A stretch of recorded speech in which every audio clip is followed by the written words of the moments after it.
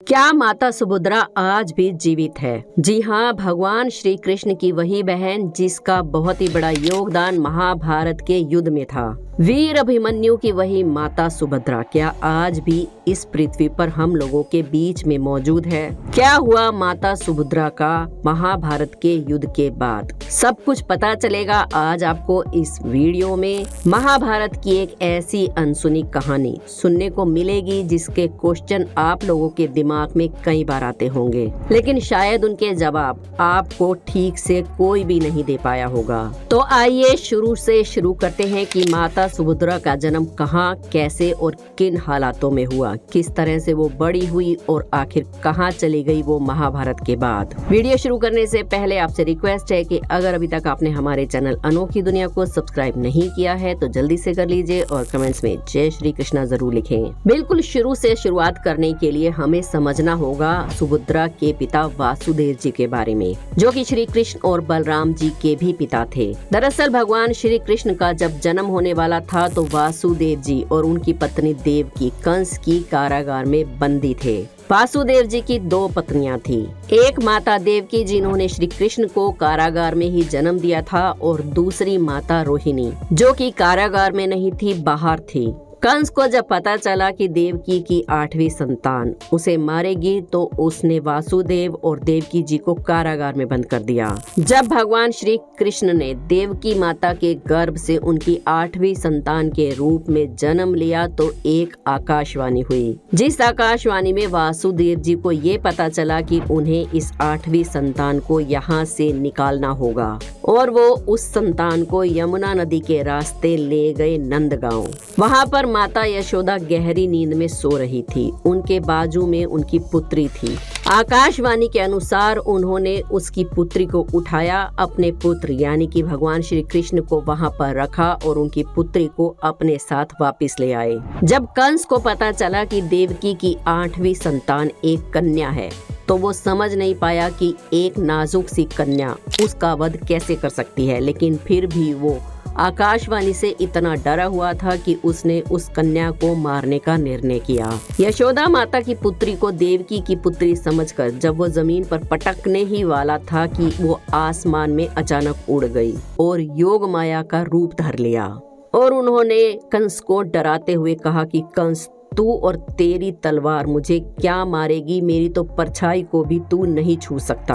तुझे मारने वाला तो जन्म ले चुका है और वो सुरक्षित है, अब तू कुछ नहीं कर पाएगा। ये कहकर वो कन्या आसमान में ही अदृश्य हो गई।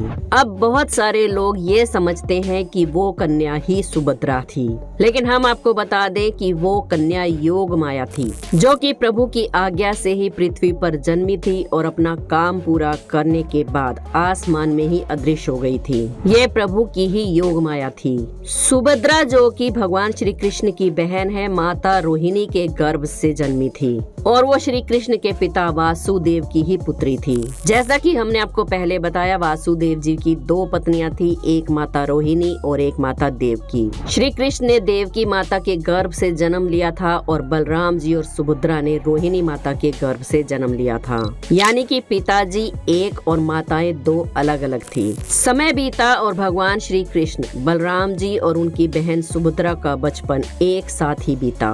वो साथ में ही बड़े हुए। जब सुभद्रा के विवाह की बात उठी तो बलराम जी जो कि उनके बड़े भाई थे, उन्होंने फैसला किया कि वो सुभद्रा यानी कि उनकी छोटी बहन का विवाह दुर्योधन से करेंगे। जी हाँ, वही दुर्योधन जो कि कौरवों का सबसे बड़ा भाई था और बड़ा ही दुराचारी था। बलराम जी सुभद्रा का विवाह दुर्योधन से इसलिए करना चाहते थे क्योंकि वो बहुत ही बलवान और सबसे बड़े राज्य का अधिकारी था, और श्री कृष्ण सुभद्रा का विवाह अर्जुन से करना चाहते थे, लेकिन अर्जुन उस समय वनवास में थे, यानी कि वन में रहते थे। श्री कृष्ण अपनी बहन सुभद्रा का विवाह दुर्योधन से इसलिए नहीं करना चाहते थे क्योंकि वो जानते थे कि दुर्योधन एक अन्यायी है और वो स्त्रियों का सम्मान भी नहीं करता। इसलिए उन्होंने अपनी बहन सुभद्रा से कहा कि तुम अर्जुन को लेकर भाग जाओ।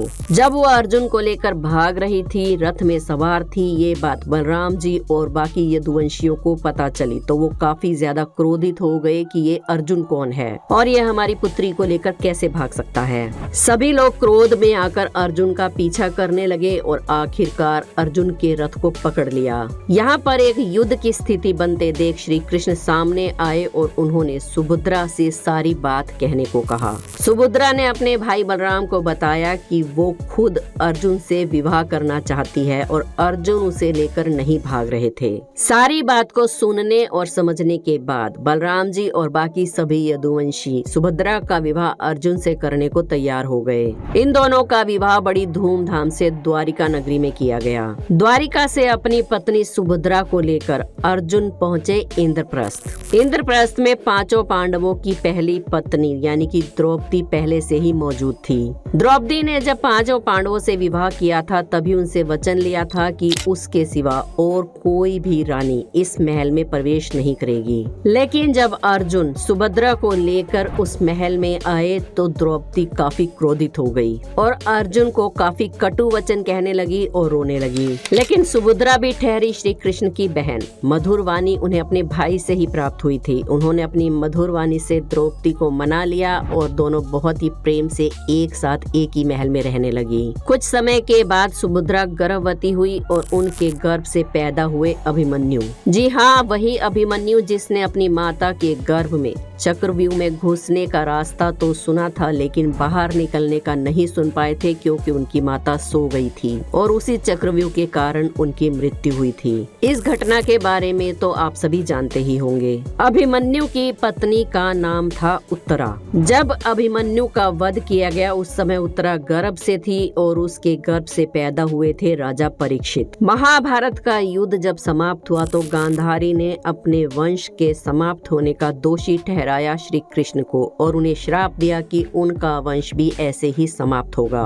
और जब पूरी द्वारिका नगरी और यदुवंश पानी में डूब गए तो भगवान श्री कृष्ण भी अपना पूरा काम समाप्त करके अपनी देह को त्याग कर अपने लोक को चले गए। काफी समय पांडवों ने इंद्रप्रस्थ पर राज किया और उसके बाद वो लोग भी अपने बेटे परीक्षित को राजगद्दी देकर स्वर्ग की तलाश में चले गए। द्रौपदी भी पांडवों के साथ चली गई थी और पीछे रह गई थी उत्तरा और सुभद्रा।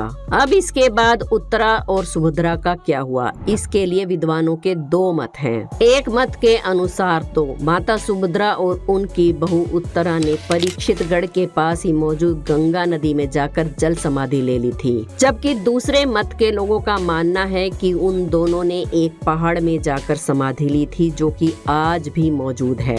इस पर्वत का नाम है धुमड़ा पर्वत जो कि राजस्थान में है। यहाँ पर माता सुभद्रा का मंदिर भी है। यहाँ के लोगों का मानना है कि ये मंदिर उसी काल में बनवाया गया था जो कि आज भी मौजूद है और यहाँ पर आने वाले हर किसी की मनोकामना को पूर्ण करता है। क्योंकि माता सुभद्रा जो कि साक्षात भगवान श्री कृष्ण की बहन थी, उन्होंने यहीं पर समाधि ली थी और आज भी उस मिट्टी के कण कण में माता सुभद्रा का आशीर्वाद छाया हुआ है। हम उम्मीद करते हैं अगर आपको कभी राजस्थान जाने का मौका मिले तो आप इस मंदिर के दर्शन जरूर करेंगे और आपकी भी मनोकामना पूरी होगी। वीडियो अच्छी लगी हो तो एक लाइक जरूर करें। हमारे चैनल अनोखी दुनिया को सब्सक्राइब करके बेल आइकन को प्रेस करना ना भूलें। कमेंट्स में जय श्री कृष्णा जरूर लिखें। कल फिर मिलेंगे एक और वीडियो में। जय श्री कृष्णा।